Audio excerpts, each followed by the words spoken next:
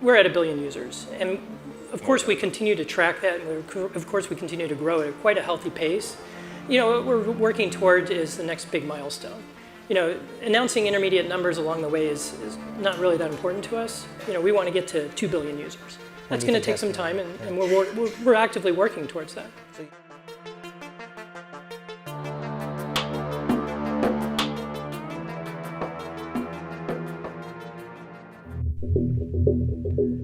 With 2 billion users worldwide, WhatsApp is the preferred texting platform with billions of messages sent across its servers every single day.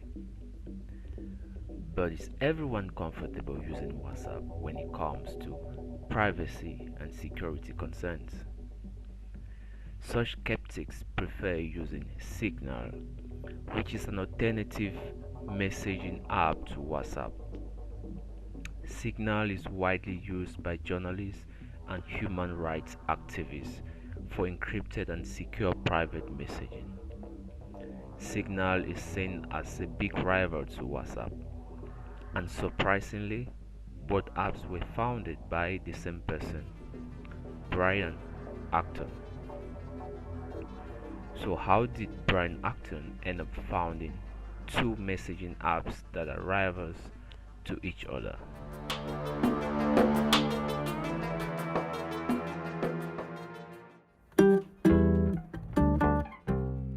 Born in Michigan in the early 70s, Brian Acton graduated from Stanford University, studying computer science. Before creating WhatsApp with his former colleague and friend, Jan Koum, he has worked as a product tester for Apple and Adobe. He also worked at Yahoo, where he was with his friend Jan Koum.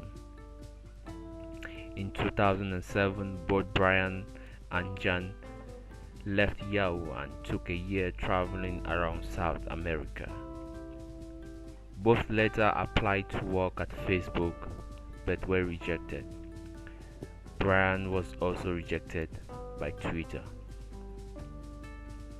In 2009, Brian and Jan decided to create WhatsApp. WhatsApp rapidly grew in popularity and got the attention of social media giant Facebook.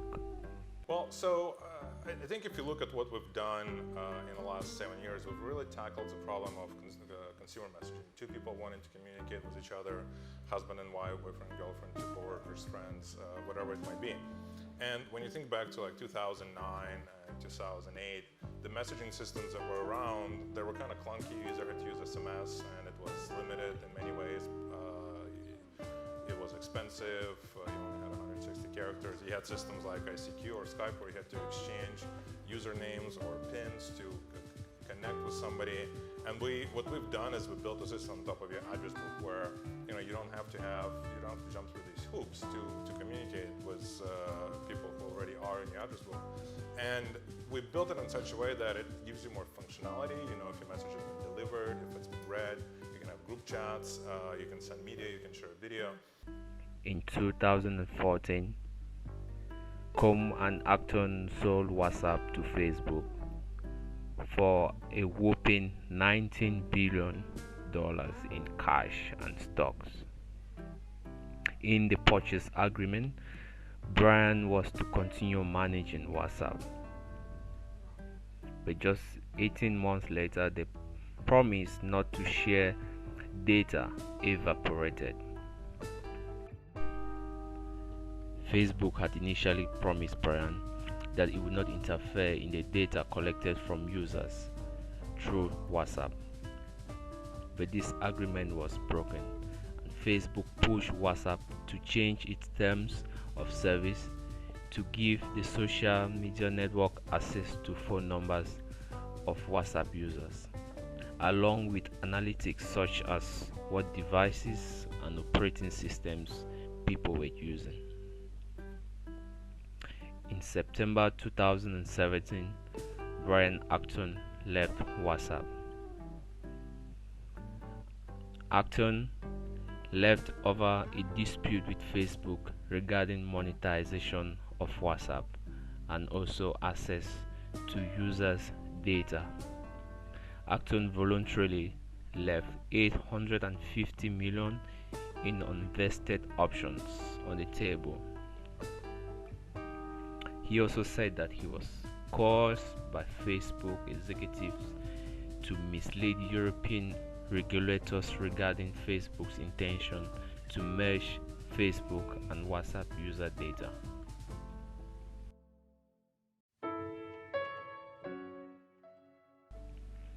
In 2018, Brian founded the Signal Foundation with an initial investment of $50 million.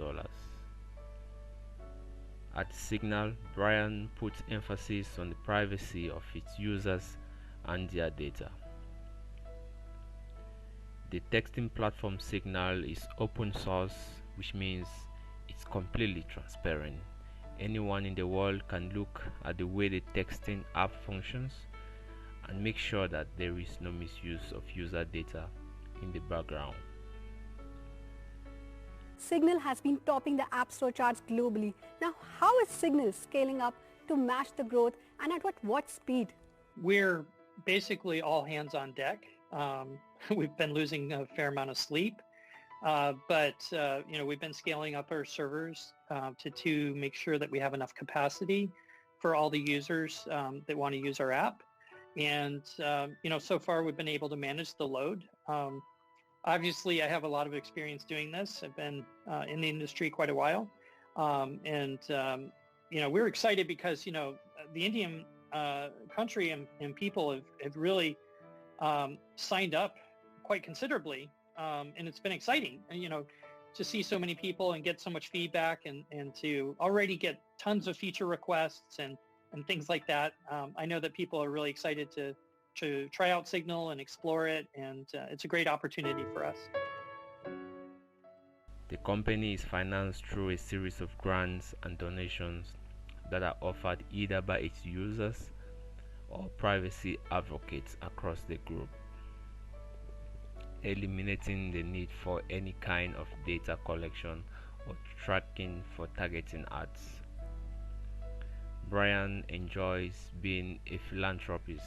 Since 2014, Brian Acton and his wife, Tegan Acton, started to build a philanthropic network through the foundation Wildcat Giving, with 3 sister foundations: Sunlight Giving, Acton Family Giving, and Solidarity Giving. The couple started Sunlight Giving in 2014, a family foundation dedicated to supporting the basic services of low-income families with young children ages 0 to 5. It also provides support for safe spaces and organizations that ensure food security, housing stability, and healthcare access. In 2019, Brian Acton and his wife were considered between them the biggest givers of the year by Forbes magazine after giving more than $1 billion to charitable causes.